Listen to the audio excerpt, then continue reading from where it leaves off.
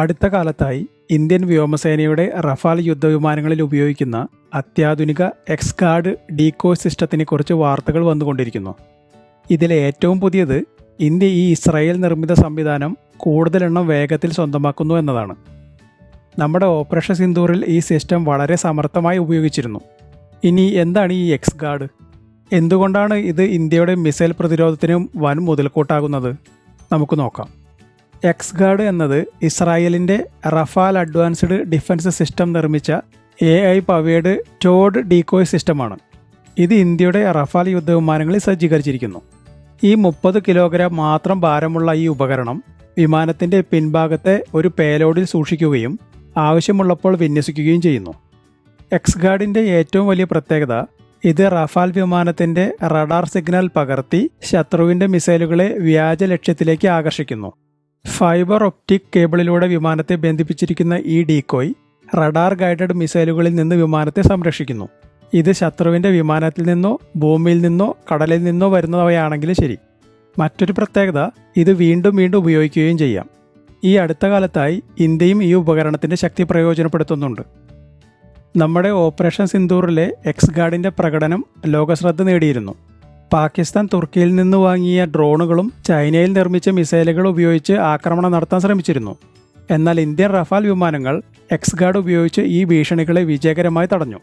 സത്യത്തിൽ എക്സ്ഗാർഡ് ചെയ്തത് റഫാൽ വിമാനത്തിൻ്റെ ഒരു വ്യാജ സിഗ്നൽ സൃഷ്ടിച്ചു. പാകിസ്ഥാൻ്റെ മിസൈലുകളും ഡ്രോണുകളും ഈ വ്യാജ ലക്ഷ്യത്തെ പിന്തുടർന്നു. തുടർന്ന് 300-400 ഡ്രോണുകൾ ഇന്ത്യൻ പ്രതിരോധ സംവിധാനങ്ങൾ തകർക്കുകയും ചെയ്തു. യഥാർത്ഥത്തിൽ റഫാൽ വിമാനങ്ങൾ ബഹാവൽപൂർ, മുരീദ് കെ എന്നിവിടങ്ങളിലെ ഭീകര കേന്ദ്രങ്ങളിൽ സ്കാൾപ്പ് മിസൈലുകൾ ഉപയോഗിച്ച് കൃത്യമായ ആക്രമണം നടത്തുകയും ചെയ്തു.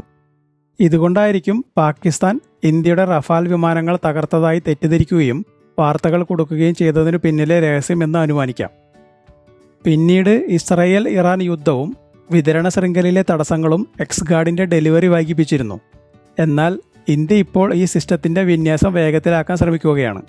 ഈ തീരുമാനം ദക്ഷിണേഷ്യയിലെയും ഇന്തോ പസഫിക്കിലും വർദ്ധിച്ചു വരുന്ന ഭീഷണികൾക്കിടയിൽ റഫാൽ ഫ്ലീറ്റിൻ്റെ സുരക്ഷ ശക്തിപ്പെടുത്താൻ ഇന്ത്യയെ സഹായിക്കും. എക്സ്ഗാർഡ് ഇലക്ട്രോണിക് വാർഫെയർ സൂട്ടുമായി സംയോജിപ്പിച്ച് AIയുടെ സഹായത്തോടെ ശത്രുവിൻ്റെ റഡാർ സിസ്റ്റങ്ങളെ തെറ്റിദ്ധരിപ്പിക്കുകയാണ് ചെയ്യുന്നത്. ഇത് ചൈനയുടെയോ പാകിസ്ഥാൻ്റെയോ വ്യോമസേനകൾക്ക് ഇല്ലാത്ത ഒരു മുൻതൂക്കം ഇന്ത്യക്ക് നൽകുന്നു. ഇന്ത്യൻ എയർഫോഴ്സിന് പിന്നാലെ നാവികസേനയും റഫാൽ യുദ്ധവിമാനങ്ങളിൽ എക്സ്ഗാർഡ് ഉപയോഗിക്കാൻ പദ്ധതിയിടുന്നുണ്ട്. ഇത് ഇന്ത്യൻ മഹാസമുദ്രത്തിൽ വ്യോമശക്തി കൂട്ടാൻ സഹായിക്കും. ഈ സാങ്കേതികവിദ്യ ഇന്ത്യയുടെ മേക്ക് ഇൻ ഇന്ത്യ പദ്ധതിയുടെ ഭാഗമായി പ്രാദേശിക ഉൽപ്പാദനത്തിനും സാങ്കേതിക കൈമാറ്റത്തിനും വഴിയൊരുക്കുന്നുണ്ട്. എക്സ്ഗാർഡ് ഡീകോയ് സിസ്റ്റം ഇന്ത്യയുടെ മിസൈൽ പ്രതിരോധ ശേഷിയെ ശരിക്കും ശക്തിപ്പെടുത്തി. ഓപ്പറേഷൻ സിന്ദൂറിൽ അതിൻ്റെ കഴിവ് തെളിയിക്കുകയും ചെയ്തു. പശ്ചിമേഷ്യയിലെ പ്രതിസന്ധികൾക്കിടയിലും ഇന്ത്യ ഈ സിസ്റ്റത്തിൻ്റെ വിന്യാസം വേഗത്തിലാക്കുന്നത് റഫാൽ ഫ്ലീറ്റിൻ്റെ അതിജീവന ശേഷി വർദ്ധിപ്പിക്കും.